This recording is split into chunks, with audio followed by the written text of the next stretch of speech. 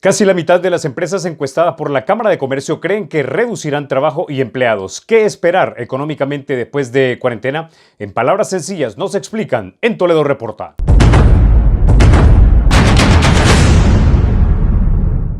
La Cámara de Comercio de El Salvador encuestó al 21% de sus miembros. De estos, el 94% de la micro y pequeña empresa reportó disminución de ingresos por ventas, lo que llevaría casi el 40% de encuestados a considerar o reducción o suspensión de personal.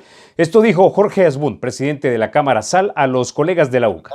La economía es que yo en mi familia, en mi hogar, pueda comprarle los alimentos a mis hijos, pueda comprarle las medicinas, pueda pagar el techo, pueda pagar los servicios.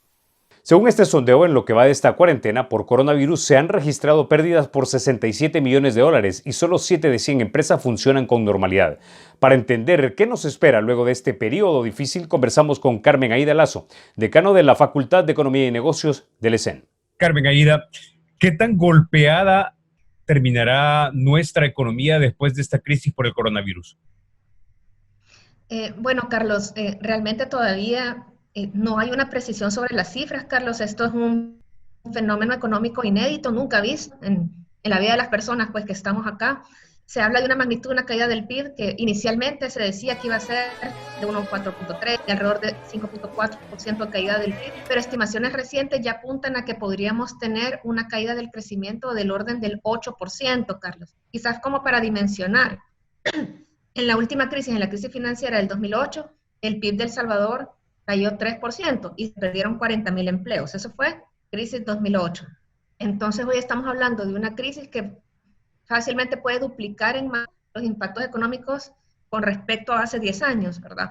Ahora bien, los impactos van a depender para mí de dos cosas, los que finalmente se observen. De la duración, digamos, ¿verdad? De qué tanto persistan las medidas de confinamiento, cuál va a ser la reacción del consumidor cuando salgamos de la crisis, cuando hay una paulatina regreso a la actividad económica y también la recuperación de Estados Unidos. Pero recordemos que nuestro principal socio comercial y que también pues buena parte de los ingresos del país de divisas vienen tanto de las exportaciones como de las remesas. Entonces, los impactos van a depender de condiciones internas, de cómo se maneje la crisis, o sea, realmente que no se quebrante la confianza, que no haya una afectación tan fuerte en el clima de negocio del país, va a depender de las capacidades fiscales, ¿verdad? Que es algo que se está haciendo, y también va a depender de cuál sea el impacto en la economía internacional.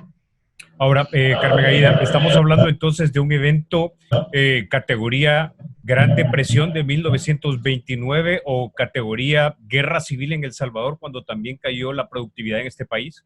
Tiene ciertas características, si dijéramos como en el caso de la guerra civil, porque en la guerra civil también hubo una paralización por el lado de la oferta, de la producción, ¿verdad? Y también una caída de la demanda. Por ejemplo, la industria está paralizada al 70%, el sector comercio o restaurantes está paralizado prácticamente pues casi un 100%, ¿verdad? Con excepción de lo poco que se está manejando de delivery, ¿verdad? Y de comida para ir. Pero realmente lo que se habla a nivel mundial es que la magnitud a nivel global pareciera que se asemeja a la de la Gran Depresión de los años, finales de los años 20. De verdad, Carlos, yo creo que de aquí a un mes los escenarios van cambiando. Pero lo que hemos visto es que las primeras estimaciones que se hicieron para el caso de El Salvador se han ido quedando cortas, ¿verdad? O sea, cuando se habló inicialmente una caída del 4.3, ahora ya se habla de una caída del orden del 8%, ¿verdad? Por ejemplo, se está diciendo que la deuda PIB pudiese llegar incluso a niveles que no hemos visto antes, a niveles por encima del 90% del PIB, que realmente pone al país en una posición muy frágil para poder enfrentar nuevas crisis. Para aterrizar un poco el tema, ¿qué es lo que vamos a ver nosotros en la calle una vez podamos salir de esta cuarentena? ¿Qué es lo que se va a ver? Bueno, lo que se va a ver es cientos de miles de hogares que han tenido reducciones o pérdidas bien importantes de sus ingresos, por lo tanto vamos a ver reducciones en el consumo, un consumidor también muy cauteloso por el tema. Vamos a ver posiblemente un retroceso importante, Carlos, en términos de pobreza. Digamos, antes de la crisis, más o menos 1 de cada 4 hogares salvadoreños estaba en pobreza. Pudiese incluso la pobreza retroceder a que 2 de cada 4 hogares, es decir, a que se duplique, entren, o sea, estén en pobreza, por lo tanto, enfrentan condiciones muy difíciles para satisfacer sus necesidades básicas. Es posible que veamos en el calor retrocesos importantes en desnutrición, por ejemplo, desnutrición infantil. Recuerde, Carlos, que miles de niños antes de la crisis, pues, recibían parte de su alimentación en las escuelas públicas. Las escuelas públicas están cerradas. Hoy los padres tienen a los niños en sus casas y pues tienen que hacer frente también a esos gastos y pudiésemos también tener como esos retrocesos, obviamente, social, que ya son más trascendentales, porque implica que tienen secuelas de largo plazo en el desarrollo de las personas. Posiblemente vamos a ver una recuperación, yo diría, bastante paulatina. Imagínense, ¿verdad? En tema construcción, en el tema también de todo el tema de comercio, va a ser muy paulatina porque independientemente que, como le digo, la gente va a tener el temor al contagio, que lo va a hacer ser muy cauteloso el consumo. Entonces, posiblemente vamos a ver una recuperación muy, pero muy gradual de la economía. Vamos a seguir viendo, obviamente, un Estado que va a tener dificultades para hacer frente a ciertos gastos, a cierto financiamiento, en la medida que se han caído los ingresos del Estado por la menor actividad, han habido mayor presión a incrementar los gastos del Estado.